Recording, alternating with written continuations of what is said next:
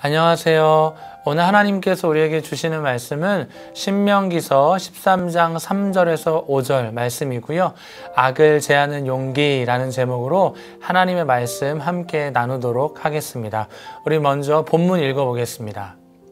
너는 그 선지자나 꿈꾸는 자의 말을 청종하지 말라. 이는 너희의 하나님 여호와께서 너희가 마음을 다하고 뜻을 다하여 너희의 하나님 여호와를 사랑하는 여부를 알려하사 너희를 시험하심이니라. 너희는 너희의 하나님 여호와를 따르며 그를 경외하며 그의 명령을 지키며 그의 목소리를 청종하며 그를 섬기며 그를 의지하며 그런 선지자나 꿈꾸는 자는 죽이라. 이는 그가 너희에게 너희를 애굽 땅에서 인도하여 내시며 종 되었던 집에서 속량하신 너희 하나님 여호와를 배반하게 하려 하며 너희의 하나님 여호와께서 내게 행하라 명령하신 도에서 너를 꿰어내려고 말하였음이라. 너는 이같이 하여 너희 중에서 악을 제할지니라. 12장부터 13장까지 반복되는 메시지는 우리의 삶의 현장에는 우리를 하나님과 멀어지게 만드는 수많은 것들이 있는데 그 속에서 어떻게 하나님만을 섬기며 살아야 하는지 자세하게 알려주고 있습니다. 우리 1절과 2절 말씀 한번 읽어보겠습니다. 너희 중에 선지자나 꿈꾸는 자가 일어나서 이적과 기사를 내게 보이고 그가 내게 말한 그 이적과 기사가 이루어지고 너희가 알지 못하던 다른 신들을 우리가 따라 섬기자고 말할지라도. 선지자나 꿈꾸는 자가 등장하게 되는데 그들은 우리에게 이적과 기사를 보여준다고 말합니다. 1절 말씀을 자세히 보시면 어떻게 시작하나요? 너희 중에로 시작합니다. 이스라엘 백성을 유혹할 거짓 선지자가 너희 안에서 나타난다는 말입니다. 그 사람은 누군가가 될 수도 있지만 최악에는 내가 될 수도 있기 때문에 우리 모두는 늘 겸손하게 하나님께 붙어 있어야 하는 것입니다. 선지자는 하나님의 말씀을 가감없이 전달하는 사람을 말하는데요. 오늘 본문의 선지자는 하나님이 아닌 다른 신의 대변인으로 등장하고 있습니다.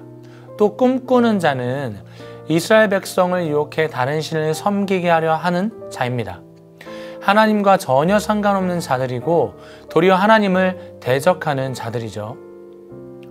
이적과 기사를 행하며 접근한다는 것은 쉽게 말해 신비한 능력을 행하며 우리를 유혹한다는 것인데요. 신앙생활하면서 가장 위험한 것이 바로 이것입니다. 누군가 기적을 행하면 무조건 그것이 하나님이 하신 것으로만 해석하는 것이죠. 하지만 성경을 자세히 보면 공중의 권세 잡은 사단의 역사가 있음을 우리는 잘 알 수 있습니다. 모세와 대적했던 요술사들도 지팡이로 뱀을 만들고 물을 피로 변하게 했고 개구리를 땅에서 올라오게 했습니다. 중요한 것은 눈앞에 보이는 기적들이 하나님께서 행하신 것인지 아니면 우리를 유혹하기 위한 사탄의 역사인지 분별할 수 있어야 한다는 것이죠. 그래서 나 자신이 불의의 도구로 쓰임받는 존재가 아닌 선한 도구로 쓰임받을 수 있도록 틈을 보이면 안 되는 이유가 바로 여기에 있습니다. 이런 이사와 기적의 능력을 행하며 이들은 말합니다. 하나님이 아닌 다른 신들을 우리가 함께 섬기자고 말이죠. 이때 하나님의 말씀 안에 머무는 자는 절대 요동하지 않습니다. 하지만 문제는 하나님의 말씀을 들어도 감동이 없고 감사와 자족이 없고 예배를 드려도 주님이 나에게 주시는 음성으로 여겨지지 않는 사람들은 흔들립니다. 넘어집니다. 자신을 미혹하는 그들의 손을 잡으려고 합니다. 왜요? 뭔가 새로운 것이 있는 것 같고 나를 이해해 준다거나 내 마음을 알아주는 것 같고 진짜 진리가 그곳에 있다고 착각하기 때문입니다. 이때 우리는 모세가 말하는 오늘 본문의 3절에 귀를 기울여야 합니다.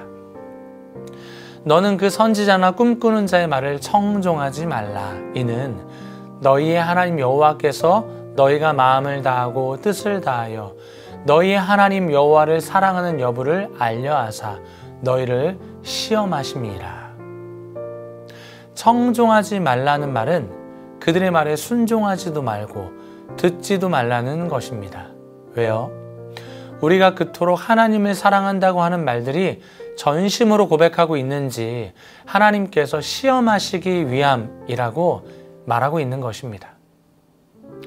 여러분, 세상의 시험은 우리를 넘어뜨리고 강팍하게 만들고 하나님을 떠나게 만들지만 하나님의 시험은 우리를 더욱 연단하시고 흔들리지 않고 하나님만을 바라보게 하시는 하나님의 계획이 있음을 믿으시기 바랍니다. 그래서 이 말씀을 읽으면서 왜 하나님은 나를 이런 식으로 시험하실까라고 의심하면 안 됩니다. 하나님께서 오히려 우리를 시험하시는 이유는 하나님보다 세상의 것을 더 사랑하고 세상의 것을 더 즐거워하면서 하나님과 멀어져가는 우리의 삶을 붙드시기 위한 은혜의 장치인 것입니다.